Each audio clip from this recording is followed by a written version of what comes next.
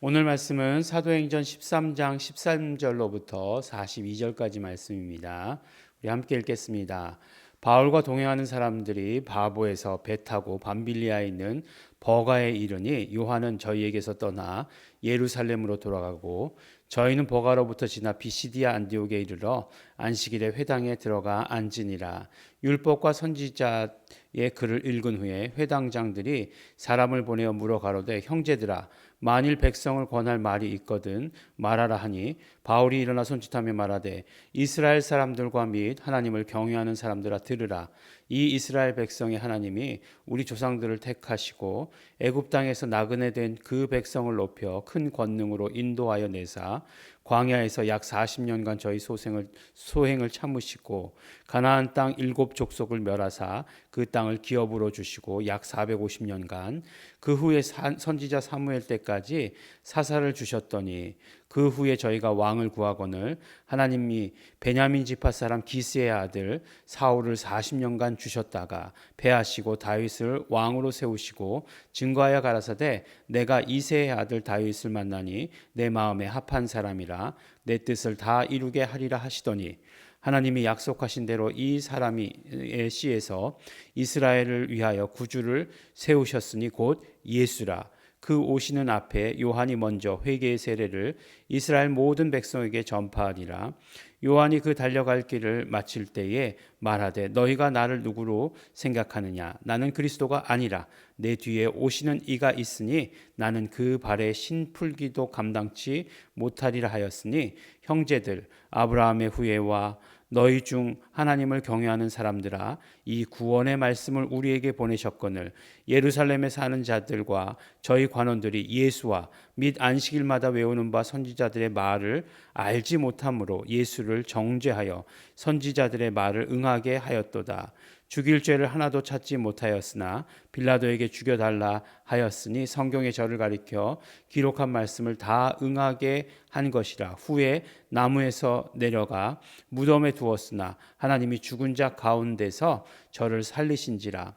갈릴리로부터 예루살렘에 함께 올라간 사람들에게 여러 날 보이셨으니 저희가 이제 백성 앞에 그의 증인이라. 우리도 조상들에게 주신 약속을 너희에게 전파하노니 곧 하나님이 예수를 일으키사 우리 자녀들에게 이 약속을 이루게 하셨다 함이라. 시편 둘째 편에 기록한 바와 같이 너는 내 아들이라 오늘 내가 너를 낳았다 하셨고 또 하나님께서 죽은 자 가운데서 저를 일으키사 다시 썩음을 당하지 않게 하실 것을 가르쳐 가라사대 내가 다윗의 거룩하고 미쁜 은사를 너희에게 주리라 하셨으니 그러므로 또 다른 편에 일렀을 때 주의 거룩한 자로 썩음을 당하지 않게 하시리라 하셨느니라.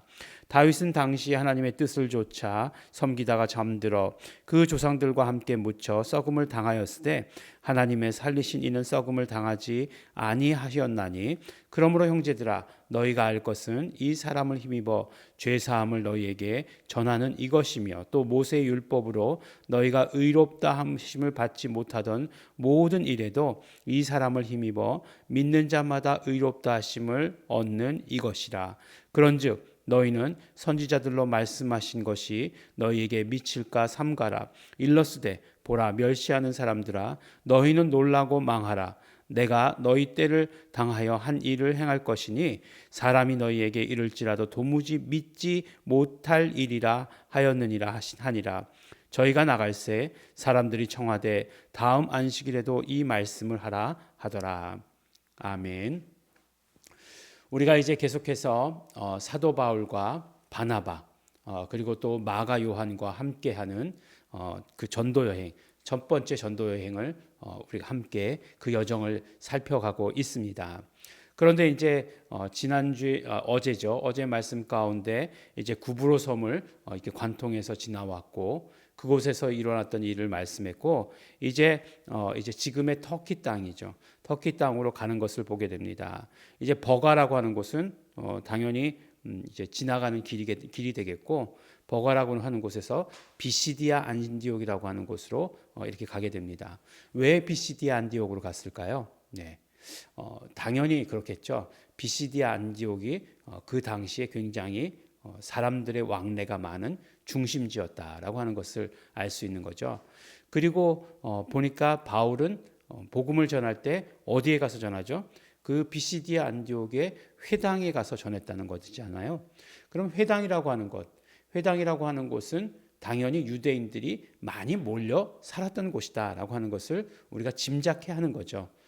회당이라고 하는 곳이 아무 데서나 세워질 수 있느냐? 그렇지 않거든요. 유대인의 수가 어느 정도 되어야 회당이라고 하는 곳이 이루어질 수 있습니다. 나중에 보면 알겠지만 빌립보 지방에 갔을 때는 어떻게 되죠? 회당에 가지 않죠. 기도처라고 얘기하지 않습니까? 그러니까 유대인들의 수가 그렇게 많지 않은 곳에는 기도처, 많은 곳에는 회당이 있었다. 성전은 예루살렘에만 있는 것이고 우리처럼 뭐 이렇게 교회를 여러 군데 세우는 그것을 가지고 회당 성전이라고 얘기하지는 않죠. 그래서 그 기능을 했던 그들의 모든 모임과 예배와 이런 기능을 했던 곳이 회당이죠. 근데 회당에 보니까 이방인 지역에 지어진 회당은 유대인들만 있는 것이 아니라 보니까 누가 있었느냐? 하나님을 경외하는 사람들, 이렇게 얘기하고 있어요. 그래서 사도 바울도 뭐라고 얘기하냐면 이스라엘 사람들과 및 하나님을 경외하는 사람들아 들으라라고 이렇게 이야기하고 있는 것을 우리가 보게 됩니다. 그래서 이제 바로 이스라엘 유대인들에게만이 아니라 이 흩어져 사는 유대인들에게뿐만 아니라 하나님을 경외하는 사람들에게 이렇게 말씀을 전하게 되는 거죠. 근데 이제 오늘 이제 처음 시작해 보니까 안타까운 일이 있죠. 요한은 저희에게서 떠나 예루살렘으로 돌아가고 이제 구브로 섬에서 이제 버가라고 하는 곳을 지나서 그곳에 이르렀을 때죠. 이미 거기서 이제 요한은 낙오되었다라고 이렇게 얘기합니다. 왜 낙오되었을까? 이유가 여러 가지가 있어요. 여러 가지가 있습니다. 그러니까 아무래도 마가 다락방 이렇게 얘기했잖아요. 사실은 마가의 어머니의 다락방이라고 말씀드렸는데, 그러니까 좀 부유한 자제 아니었습니까? 예수님께 마가복음에 보면은 이렇게 혼이불을 덮고서 도망간 사람 나오죠. 예, 그 본인 자신을 거기다가 기록을 했어요. 그러니까 혼이불을 덮었다는 것은 그래도 부유한 자제였을 것이다라고 하는 그런 이야기지 않습니까? 그래서 이제 이런 어떤 고된 선교 여행을 견디지 못했을 것이다. 향수병에 걸렸을 것이다라고 이렇게 이야기하는 사람들도 있고, 어떤 사람들은 굉장히 또 정치적으로 이렇게 얘기하더라고요. 뭐냐하면 이제 바나바의 조카잖아요. 바나바의 생질이지 않습니까? 근데 이제 점점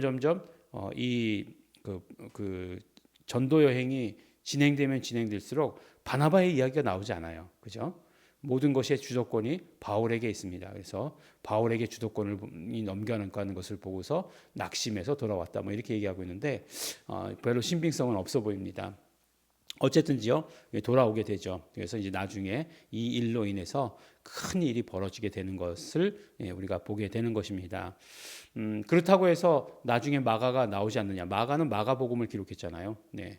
그래서 마가는 아주 끝까지 바울이 또 마가를 부르는 장면까지 나오게 되는 것을 우리가 보게 됩니다. 근데 어쨌든지간에 이제 회당에 왔어요. 근데 이제 회당은 순의 선교 순례자죠, 순례자. 복음을 전하는 순례자들이 있었어요. 그래서 그 사람들에게 말씀을 전할 수 있는 기회를 주는 것이 그들 사이의 전통이었습니다. 그렇기 때문에 이제 사도 바울이 이렇게 왔을 때에 그들은 그런 구별이 없었던 거예요. 그래서 할 말씀 있습니까? 이렇게 얘기하니까 바울이 일어나서 기회가 이때다라고 이렇게 얘기하고 생각하고 일어나서 복음을 전하게 된 거죠. 근데 우리 사실요, 가만히 생각해 보면 여기서 좀 말씀 잘 전하시는 목사님들 많지 않습니까? 네, 참 되게 부러워요. 보면은 어떤 목사님의 말씀, 그래가지고 아주 그 목사님의 말씀만 듣는 사람들 있습니다. 또 지금은 얼마나 이 말씀의 홍수 가운데 있습니까? 모든 교회가 다 유튜브로 방송하고 있을걸요. 네, 아마. 그러니까 모든 교회 목사님들의 말씀을 다 유튜브로 들을 수 있다는 거죠. 심지어는 우리 교회도 유튜브에 올리고 있으니까. 근데 이제 우리 교회의 자랑이라고 하면은 우리 교회 유튜브 방송만을 보고서 교회 사이즈를 도저히 짐작할 수 없다는 거죠. 네, 그래서 그런 뭐 장점이 있긴 있지만 어쨌든지 간에 뭐 잘 전하시는 분들 많이 있어요. 예. 그러니까 그런 분들은 또 큰 교회를 이끌었어요. 예. 우리 뭐 조용기 목사님 뭐 이런 분들 말씀 잘 전하셨다. 이런 거에 대해서 이견이 없죠. 뭐 그거보다 더 뭐 조금 더 올라가서 뭐 영성 있는 말씀으로 뭐 한경직 목사님 뭐 그래서 뭐 그 목사님의 말투까지도 다 따라하는 목사님들 있었다 이렇게 얘기하지 않습니까? 뭐 박조준 목사님 뭐 그런 분들은 아주 뭐 말투까지 뭐 다 똑같이 이렇게 따라했다라고 이렇게 이야기하고 있어요. 그래서 이제 그런 분들이 전한 복음에 대해서 정말 듣기 좋아하고 그 다음에 또 그런 것들을 들으면서 은혜 받습니다. 근데 바울이 전한 복음은 어떨까요? 바울이 전한 복음 여러분 어떻게 생각하십니까? 예, 바울이 전한 복음을 들으면 우리에게 무조건 은혜가 될 것 같은 그런 생각 안 드십니까? 근데 너무나 재밌게도 오늘 말씀은 바울의 설교를 온전히 기록하고 있어요. 예. 그렇기 때문에 이 바울의 말씀만 들어도 사실 우리는 은혜가 될 수 있어야 되는 거죠. 우리가 조금 전에 말씀드린 대로 뭐 기라성 같은 그 목사님들을 말씀드렸지만 또 그 목사님들과 바울을 비교하면 우리 사실 비교할 수 없는 것 아니겠어요? 훨씬 더 어떤 영감 있고 그 다음에 성경을 뭐 13권이나 기록하고 이런 분이니까 뭐 완전 다르지 않겠습니까? 레벨이. 그런데 우리가 바울이 전한 복음을 그대로 기록하고 있는데 그것을 보면서 우리는 은혜 받나요? 갑자기 그런 생각을 하게 되었어요. 바울이 전한 복음이에요. 바울이 복음을 어떻게 전했는가 이렇게 보니까 이대로만 전하면 될 것 같아요. 정말 그 대상이 누구였습니까? 유대인들 그리고 하나님을 경외하는 사람들아 들으라라고 말씀하고 나서 이제 전하는데 어디서부터 시작해요? 모세의 이야기서부터 시작합니다. 출애굽에서부터 시작해요. 그러니까 어떤 면으로 이야기하면 유대인들의 모두가 다 공통적으로 아는 이야기가 출애굽기지 않습니까? 그러니까 모세 오경이라고 하는 것 창세기, 출애굽기, 창출, 레위기, 민수기, 여호수아라고 하는 이 그 모세 오경이라고 하는 것에 대해서 이야기할 때 뭐서부터 무엇을 기록하기 시작하기서부터 이것을 썼느냐라고 이렇게 동기를 이야기할 때 출애굽기라고 이렇게 이야기하거든요. 홍해 사건, 홍해를 그 건넌 사건. 그래서 그 홍해를 건넌 사건을 말하기 위해서 그 다음에 이제 창세기가 창조가 어떻게 되었다라고 하는 것부터 시작했다라고 이렇게 이야기하는 거예요. 그러니까 모세의 이야기가 이들에게 있어서는 어떤 면으로 이야기하면 모든 이야기의 근본과 같은 그런 이야기죠. 40년간의 광야 생활을 이야기한 것이고 결국 모세, 여호수아의 이야기를 통해서 가나안 땅으로 들어가는 이야기를 하게 되는 것이고 그 다음에 뭐 사사시대 그 다음에 사울 왕을 세우시고 그 다음에 하나님의 마음에 합한 자 다윗을 세우셨다는 거잖아요. 여기까지 이야기한 것이 무엇이에요? 이거를 뭐라고 얘기하죠? 요새 빌드업이라고 얘기하지 않습니까? 하나씩 벽돌 쌓듯이 차곡차곡 쌓아 올라가는 거죠. 그래서 집을 완성해 나가는 이야기인데 어떤 집이요? 예수 그리스도를 드러내기 위해서 이렇게 하나씩 벽돌을 쌓아 올라가는 과정을 하고 있는 것입니다. 그래서 예수 그리스도를 이 땅에 보내주셨는데 다윗의 씨로 보내주셨다라고 이렇게 이야기하는 거예요. 이 사도 바울이 지금 전한 말씀을 여러분들께 해설해 드리는 거예요. 해설 재미있으십니까? 네, 왜냐하면 그 예전에 이렇게 뭐 무슨 의학 드라마인가요? 뭐 그런 거를 보니까 그 다음에 이제 의사 선생님들이 유튜브 하는 의사 선생님들이 있는데 그 유튜브 방송에서 그 드라마를 해설을 해주더라고요. 그래서 이 장면은 뭐 어떤 것이고 이 장면의 디테일은 어떻고 뭐 이렇게 해설을 해주시더라고요. 근데 드라마도 재밌었지만 그 해설을 보는 게 더 재밌더라고요. 그래서 이제 드라마를 보고 나서 꼭 그 해설을 어떻게 했는가 하는 것을 봄으로써 그 드라마를 더 잘 이해하고 드라마를 다 봤다라고까지 하는 그런 일이 없지 않아 있었습니다. 요새는 이제 집에 텔레비전이 없어가지고 잘 볼 수는 없는데 어쨌든 그렇습니다. 그래서 예수를 말하기 시작했죠. 그랬더니 예수에 대해서 말하면서 그 다음에 어떤 일이 일어났느냐? 바로 요한이 먼저 와서 회개의 세례를 전파했다라고 이렇게 이야기하는 것이에요. 그래서 이제 또 다시 이제 그 다음에 나오는 게 누구예요? 다시 아브라함이 나오죠. 아브라함과 언약을 세우셨기 때문에 아브라함의 후예와 너희 중 하나님을 경외하는 사람들아 이 구원의 말씀을 우리에게 보내셨으니. 그러니까 그 유대인들은 아브라함의 자손이다 이렇게 얘기하지 않습니까? 그러니까 아브라함의 언약의 자손들 그리고 하나님 경외자들 꼭 이야기하고 있죠. 구원의 말씀을 우리에게 보내셨다. 그런데 사람들이 알지 못했다. 예수도 알지 못하고 선지자들의 말도 매주 그 안식일마다 회당에서 듣는 그 선지자들의 말을 이해하지 못했다라고 이렇게 얘기하는 거예요. 그런데 그렇기 때문에 예수를 죽였다. 죽일 죄를 찾지 못하고 빌라도에게 이야기해서 예수를 죽게 했다라고 이렇게 얘기했는데 그 예수께서 어떻게 되셨다고요? 부활하셨다라고 이렇게 이야기하는 것입니다. 그리고 우리가 증인이다. 여러 사람이 증인이다라고 이렇게 얘기하는 거죠. 그래서 이제 우리도 조상들에게 주신 약속을 너희에게 전파하노니라고 이야기하면서 그 다음에 계속해서 말씀하고 있는 게 뭐예요? 성경 구절들을 계속해서 말씀해서 이어가고 있어요. 시편 2편 말씀. 여기 그대로 이야기잖아요. 시편 둘째 편에 기록한 바와 같이 시편 2편 7절에 나온 말씀이죠. 너는 내 아들이라 오늘날 내가 너를 낳았다. 라고 이렇게 예수 그리스도에 대한 말씀이 구약에 이렇게 계속해서 나온다. 그 다음에 나오는 것은 무엇이에요? 34절에 보니까 내가 다윗의 거룩하고 미쁜 은사를 너희에게 주리라. 이사야서 55장 3절 말씀. 그 다음에 또 시편 그러므로 다른 편에 일렀으되 주의 거룩한 자로 썩음을 당치 않게 하시리라. 시편 16편 10절 말씀. 계속해서 말씀으로 이어가는 것이에요. 그리고 나서 뭐라고 얘기합니까? 마지막에 결론처럼 놀라고 보라 멸시하는 사람들아 너희는 놀라고 망하라. 내가 너희 때를 당하여 한 일을 행할 것이니 사람이 너희에게 이를지라도 도무지 믿지 못할 일이라 하였느니라 라고 하는 하박국서 1장 5절의 말씀을 가지고 이제 그 첫째 날 말씀을 마무리하는 것을 보게 되는 것입니다. 그러니까 사도 바울이 어떻게 말씀을 전하는 거예요? 계속해서 예수 그리스도를 구약에서 증거하고 있다. 시편에서 증거하고 있고 정말 또 그 여러 선지자들이 이사야 선지자들이 하박국 선지자가 이렇게 증거하고 있다라고 하는 것을 계속해서 그냥 말씀으로 이렇게 하는 거죠.